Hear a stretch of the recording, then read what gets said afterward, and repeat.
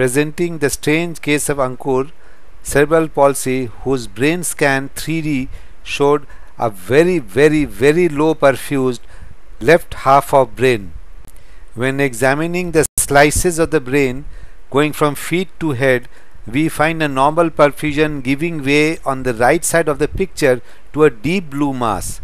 Lower down we have the scans going from right to left, showing the extent of the deep blue area. However, the truth is stranger than fiction, as you can make out from this file photo of his birthday party when he just crossed 5 years. According to his spec, the whole of right half of his body should be paralyzed, but watch him walk. Yes, he is dragging his right leg. His left arm moves, but not so much his right. Now he is being asked to make a phone call to his dad using the cell phone. He first tries. It's not so effective, but yes, he can catch that cell phone. He can use it, but not very efficiently. As you can see, he is not holding it properly.